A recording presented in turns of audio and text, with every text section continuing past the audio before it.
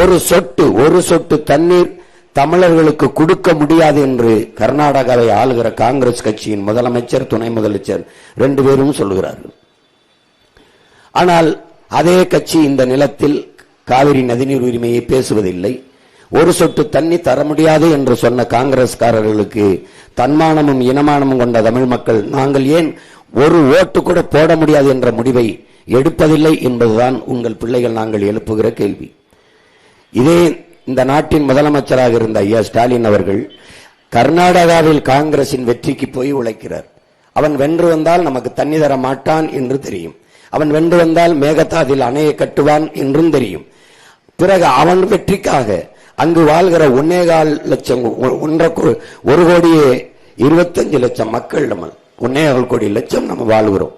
அங்க போய் அந்த மக்களின் வாக்கை இங்கே கர்நாடகாவில் இருக்கிற காங்கிரசுக்கு செலுத்துங்கள் என்று கேட்கிறார். ஒரு கட்சியின் தலைவராக போய் கேட்பதில் பிரச்சனை இல்லை. நாட்டின் முதலமைச்சராக எந்த அரசு, எந்த கட்சியின் தலைமை தமிழர்களுக்கு தண்ணி தர மறுக்குதோ அந்த கட்சியை வெல்ல வேண்டும் என்று தமிழ்நாட்டின் முதலமைச்சர் வாக்கு கேட்பாரேனால் நாட்டு மக்கள் மீது என்ன அக்கறை இருக்கிறது என்பதை நீங்கள் யோசிச்சு பார்க்கணும். ஒரு சொட்டு தண்ணி தரமாட்டேன் என்று சொன்ன காங்கிரசுக்கு 29 சீட்டை கொடுத்து ஒரு மாநிலங்களவை உறுப்பினரையும் கொடுத்து கூடவே வைத்துக் கொண்டிருக்கிறார்கள் என்றால், ஒரு சொட்டு தண்ணி என் மண்ணுக்கு தர முடியாத உன்னோடு தேர்தல் கூட்டு இல்லை என்று சொல்ல மறுக்கிறார்கள் என்றால் அறிவு சமூகம் இதை சிந்தித்து பார்க்கணும். இந்த உணர்வு, இந்த சிந்தனை நம்ம இல்லாதனால்தான் காலங்காலமாக ஏமாற்றப்பட்டு வீழ்த்தப்பட்டு வஞ்சிக்கப்படுகிறோம் என்பதை என் அன்பு சொந்தங்கள் அறிய வேண்டும். நாங்கள் எங்கிருந்து வந்தோம்? எதற்காக வந்தோம்? உங்களிடத்திலிருந்து உங்களுக்காக வந்தோம். ஏன் வந்தோம்? உலகின் முதல் மொழி தமிழ், முதல் மாந்தன் தமிழன் என்று தன் ஆய்வு கட்டுரையிலே நிறுவினார் நம்முடைய தாத்தா தேவனைய பாவாணர் அவர்கள். தமிழ் மொழி 50,000 ஆண்டுகளுக்கு மூத்தது என்று உலகில் பல்வேறு மொழி அறிஞர்கள் எல்லாம் அதை ஆய்விலே நிறுவுகிறார்கள். ஆதி மொழி தமிழ், நன்கு கட்டமைக்கப்பட்ட மொழி தமிழ், உலக மொழிகளின் தாய் தமிழ். பல்வேறு மொழிகளுக்கு கலை சொற்கள், உயிர் சொற்கள், வேர் சொற்களை தந்த ஒரு தாயின் தாய்மொழியாக தமிழ் இருக்கிறது.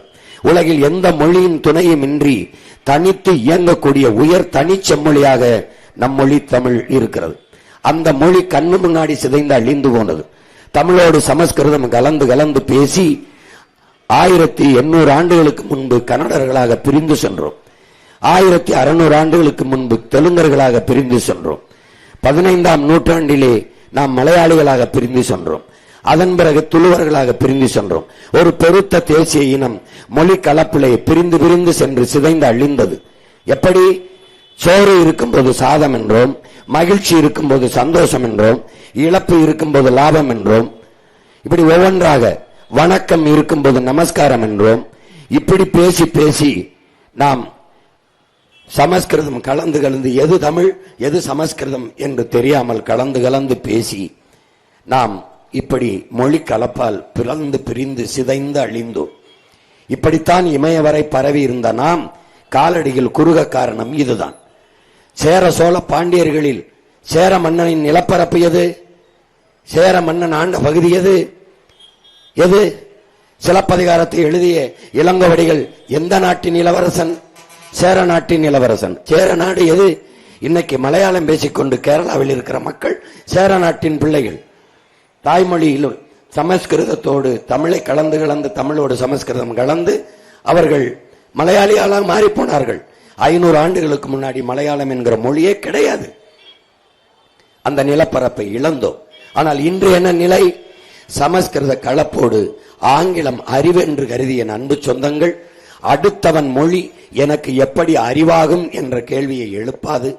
உலகத்தின் ஆகச்சிறந்த மொழியை, உலகத்தின் தலை சிறந்த இலக்கியங்களை தாய்மொழியிலே படிக்கிற வாய்ப்பை பெற்ற நாம் ஆங்கிலத்தை, ஆங்கிலத்திற்கு பல்வேறு சொற்களை கடன் கொடுத்த ஒரு மொழியை வைத்துக்கொண்டு அந்த மொழி சொற்களை எடுத்து நம் மொழியோட பேசி டீ சாப்பிட்டியா, டிபன் சாப்பிட்டியா, வாக்கிங் போனியா, திங்க் பண்ணி, ஃபீல் பண்ணி, இப்படி பண்ணியாக பேசி நம் மொழியை ஒரு இணைப்பு சொல்லாக நம் தாய்மொழி தமிழை வைத்து சரிபாதிக்கு மேலே ஆங்கிலத்தை கலந்து பேசி தங்கிலீஷாக தமிங்கிலமாக மாற்றிவிட்டார்.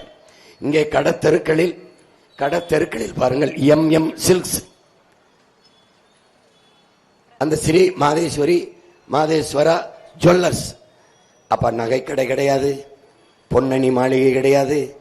தூய தமிழில் சொற்கள் இருக்கும் போது ஆங்கிலத்தை கலந்து தமிழில் எழுதுவார்கள், உச்சரிப்பு ஆங்கிலம், ஆங்கிலத்தில் எழுதுவார்கள், உச்சரிப்பு தமிழ். இதுதான் தமிங்கிலம்.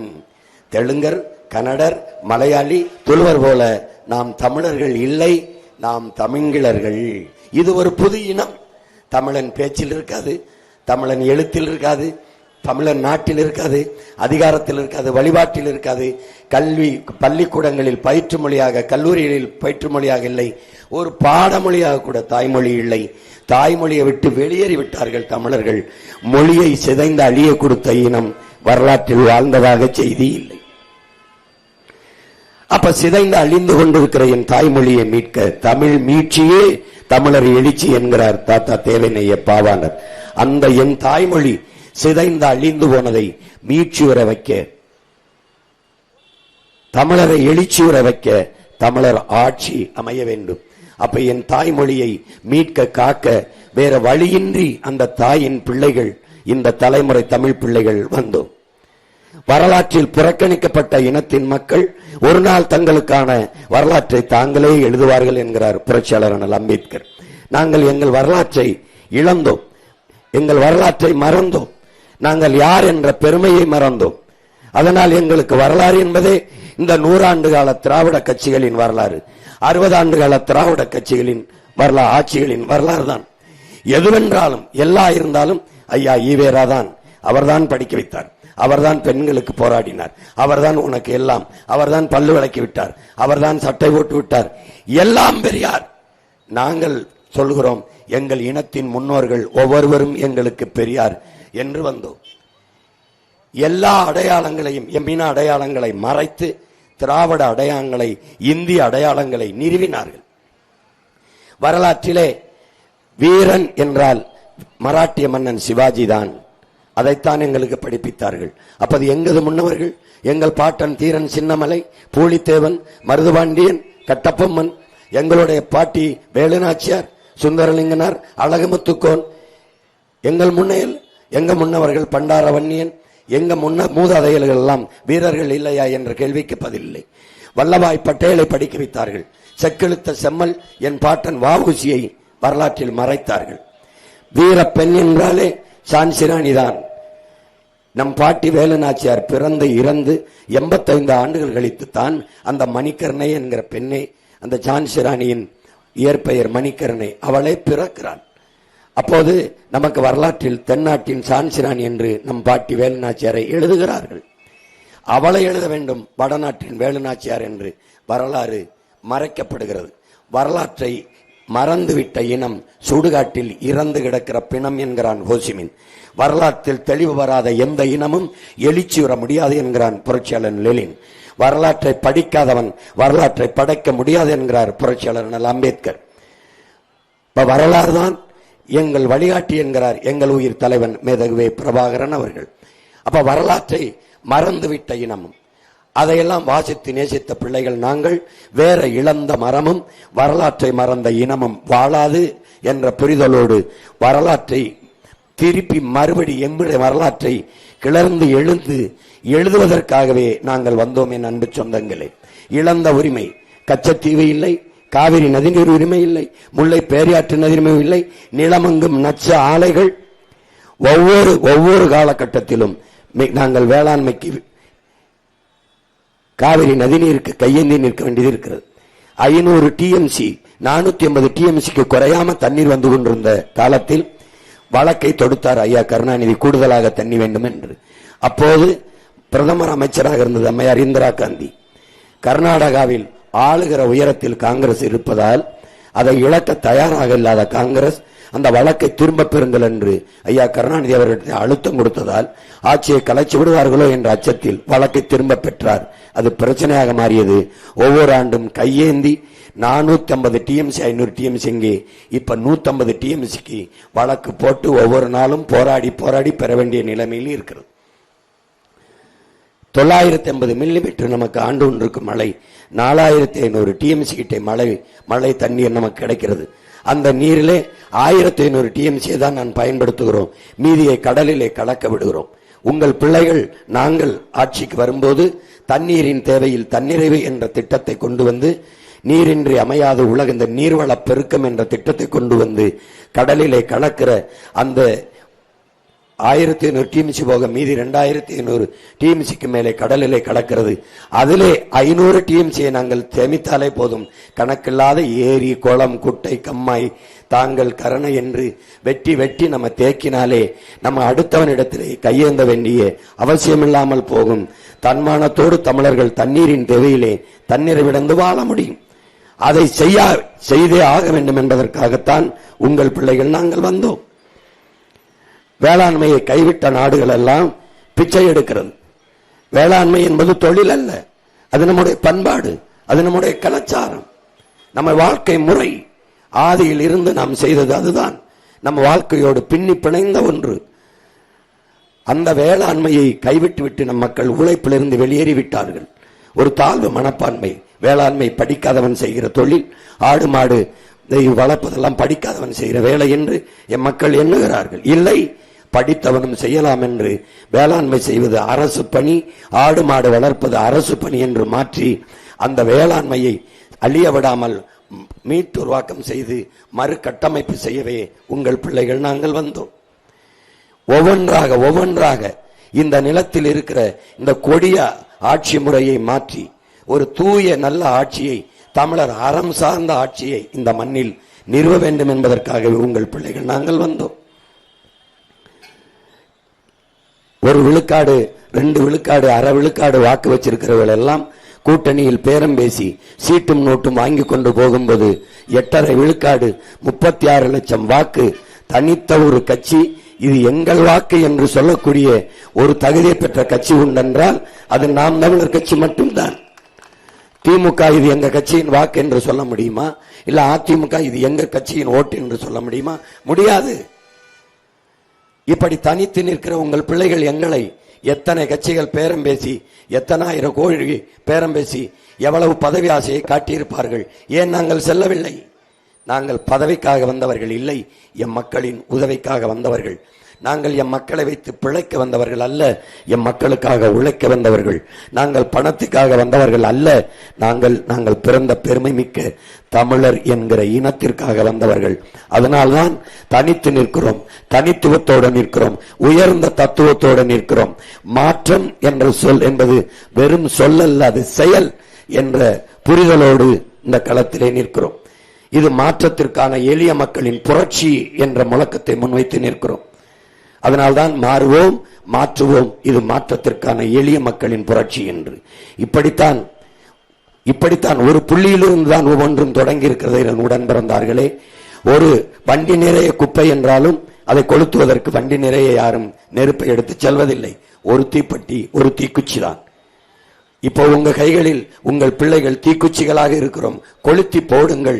அநீதிக்கு எதிராக, அடக்குமுறைக்கு எதிராக, பசி பஞ்சம் ஊழல் லஞ்சத்திற்கு எதிராக, சாதிய இழிவு தீண்டாமை கொடுமைக்கு எதிராக, பெண்ணி அடிமைத்தனம் வன்முணர்வு கொலைகளுக்கு எதிராக, மதுமத போதைக்கு எதிராக, வள கொள்ளைகளுக்கு எதிராக இந்த புரட்சி தீ பற்றி எரியட்டும். உங்கள் பிள்ளைகள் தீக்குச்சிகளாக எரிகிறோம் என்றுதான் உங்கள் கைகளில் வந்து இருக்கிறோம். எனவே என் அன்பு சொந்தங்கள், என் அருமை உடன் பிறந்தார்கள், பேரன்பு மிக்க எனது பெற்றோர்கள், உங்கள் பிள்ளைகள் நாங்கள் எடுத்து வைக்கிற அரசியலை கொஞ்சம் ஆழ்ந்து கவனியுங்கள். மற்றவர்கள் சொல்லுகிற அரசியலையும் பாருங்கள். நாங்கள் வந்தால் மிக்சி தருவோம், கிரைண்டர் தருவோம், அண்டா தருவோம், 2000 தருவோம், 10,000 தருவோம், பிரிட்ஜ் தருவோம், டிவி தருவோம், அதெல்லாம் நாங்கள் சொல்ல மாட்டோம். அதையெல்லாம் நீங்களே வாங்கிக் கொள்கிற வேலை வாய்ப்பையும் வசதியையும் வருவாய் பெருக்கத்தையும் உங்கள் பிள்ளைகள் தருவோம். தன் கையை சார்ந்து வாழ்கிற தற்சார்பு தன்மான வாழ்க்கையை உங்கள் பிள்ளைகள் உங்களுக்கு தருவோம். ஏனென்றால் என் ஆத்தாலும் அப்பனும் கையேந்தது அவமானமாக கருதினேன். என் உடன் பிறந்தார்கள், என் தம்பியும் தங்கையும் கையேந்துவதை அவமானமாக நான் கருகிறேன். ஒரு தேசிய இனத்திற்கான தலைகுனிவாகவும் இழிவாகவும் கருதுகிறோம். என்ன வளம் இங்கே இல்லை, அந்த வளத்தை வைத்து நிலத்திலே எண்ணற்ற வேலை வாய்ப்பை உருவாக்கி உங்கள் பிள்ளைகள் படித்தவர் படிக்காதவர் அனைவருக்கும் அரசு வேலை, இனி படிக்காதவரே இல்லை என்ற நிலையை உருவாக்குவது எங்களின் அடுத்த வேலை என்ற கனவோடு இந்த களத்திலே நிற்கிறோம். எனவே இலவசங்கள் என்பது உங்கள் பிள்ளைகளின் எங்களின் ஆட்சியிலே அறிவை வளர்க்கும் கல்வி உலகத்தரத்திற்கு சரியாக சமமாக தரமாக கொடுப்போம். உயிரை காக்கும் மருத்துவம் ஒரு மகத்தான சேவை, அது என் மக்களுக்கு தேவை என்ற அடிப்படையிலே உயர்ந்த மருத்துவத்தை நாட்டின் முதன்மை அமைச்சருக்கு என்ன மருத்துவம் கிடைக்குமோ அது கடைகோடி மகனுக்கும் கிடைக்க செய்வதுதான் சரியான மக்களாட்சி. சரியாக சமமாக தரமான மருத்துவத்தை தரமுயர்த்தி என் மக்களுக்கு கட்டணமல்லாமல் கொடுப்போம். பிறகு குடிநீரை, தூய குடிநீரை, உலக உயிர்களின் உயிர் தேவையாக இருக்கிற நீரை விற்பனை பண்டமாக மாற்றிவிட்டார்கள். அதை தடுத்து தூய குடிநீரை என் மக்களுக்கு, என் நாட்டு குடிகளுக்கு சரியாக தரமான குடிநீரை கட்டணமில்லாமல் கொடுப்போம். பிறகு தடையற்ற மின்சாரத்தை கொடுப்போம். எரிகாற்று உருளை கொடுப்போம், இலவசமாக இல்லை, குறைந்த கட்டணத்திற்கு. நாங்களே எரிகாற்று உற்பத்தி செய்வதால் குறைந்த கட்டணத்துக்கு உற்பத்தி செலவை மட்டும் எடுத்துக்கொண்டு என் மக்களுக்கு தடையின்றி எரிகாற்று சிலிண்டரை கொடுப்போம். பயணிக்க நல்ல பாதை கொடுப்போம், தரமான போக்குவரத்து கொடுப்போம். இப்படி இதுதான் அடிப்படை கட்டமைப்பு. அதை உங்கள் பிள்ளைகள் செய்வோம். மற்றவர்களைப் போல மோட்டர் பைக்கு தருவோம், கார் தருவோம், 2000 தருவோம், 3000 தருவோம், தாலிக்கு தங்கம் தருவோம், அதெல்லாம் நாங்கள் சொல்ல தயாராக இல்லை, செய்ய மாட்டோம். நாங்கள் வந்தால் டாஸ்மார்க்கை மூடுவேன், வந்த உடனே மூடுவேன். பணம்பால், தென்னம்பால், ஈச்சம்பால், மூலிகை சாறு என்று கல்லை திறந்து விடுவேன். இந்த டாஸ்மார்க் சீம சரக்கை மூடி விடுவேன். ஒருத்தர் கூட இந்த சாராய கடையை மூடுவேன் என்று ஒருத்தரும் சொல்ல மாட்டேன் என்கிறார்கள். சாராய கடை திறந்து வச்சுட்டு பெண்களுக்கான பாதுகாப்பு, நாட்டு மக்களின் நலன் என்றெல்லாம் பேசுவது, சட்டம் ஒழுங்கு என்றெல்லாம் பேசுவது எவ்வளவு வேடிக்கையானது என்பதை அறிவார்ந்த எனது சொந்தங்கள் எண்ணி பார்க்க வேண்டும்.